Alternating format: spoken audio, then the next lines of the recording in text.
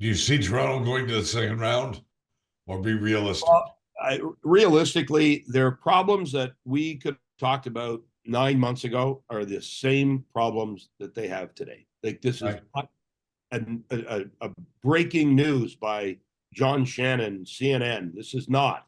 They still try to outscore their mistakes. Doesn't happen a lot in the playoffs.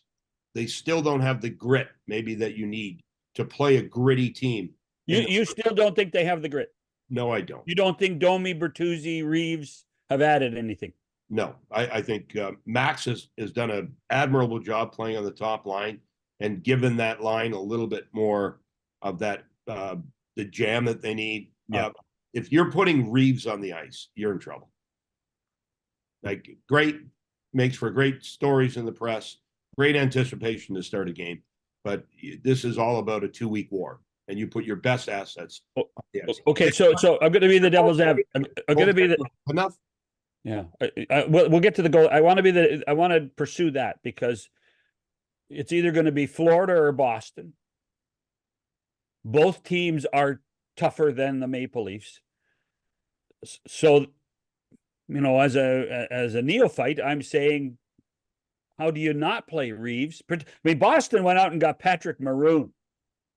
Now, Maroon can play the game still and still be tough, but Florida is tougher than anybody. I don't know how you're going to manage either team then if you don't have some pushback yourself, Glenn. Yeah, no, there's no doubt that when you go into a playoff run, you're going to play a team that plays a defensive style and have to outpatient and outweight them and win 1-0, maybe. You could also play a team like Tampa for years, run and gun. I mean, they want to go north-south all night long. Okay, could you beat them? Okay, check that box. But you also then might have a team that wants to take this game and put it right in the ditch. And that's what the Leafs are facing in the first round. Two teams that understand, I'm not going to compete against Austin Matthews and Willie Nylander. They're darn good players, top in the league, one of the top goal scorer in the league. So you have to beat them a different way. And the different way by both these teams is to play to their strength. And their strength is that in your face, take it to the ditch, get the Leafs away from the game they want to play, which is more of a fanciful game where, they go to center and you drop the puck. We scored. Now, the other team scores too, and you go back to center and drop the puck. And we hope that we outscore our mistakes. And that's part of the problem that the Leafs will have. But that is why when you build teams, you have to be able to beat teams in lots of different ways. And the Maple Leafs are not. We've been talking about playoffs all our lives, and we always talk about goaltending in the playoffs. And the Maple Leafs simply don't have the goaltending to win, do they? No, they don't. No. And that's not a surprise. I'm not breaking news again. John Shannon, CNN, breaking news. CNN can't afford me anymore. That's right. But that being said, can whoever plays for the Leafs pull it together for 2 weeks, a month, and I think that's what. There's no evidence of that. No evidence.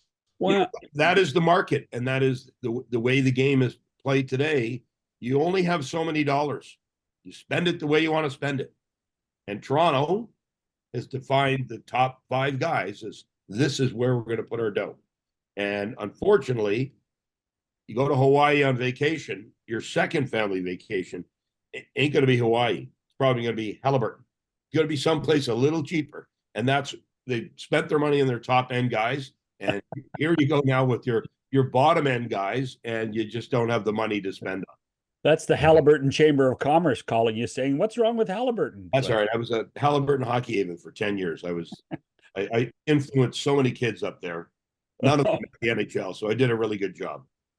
But the issue really for me, because I think Samsonov, since he's come back from his sabbatical, up until Saturday, he was pretty good, but it really highlighted how tough their defense is in. I mean, they just. I mean, when the fan base and the media are trying to make a hero out of Simon Benoit, you know there's something wrong.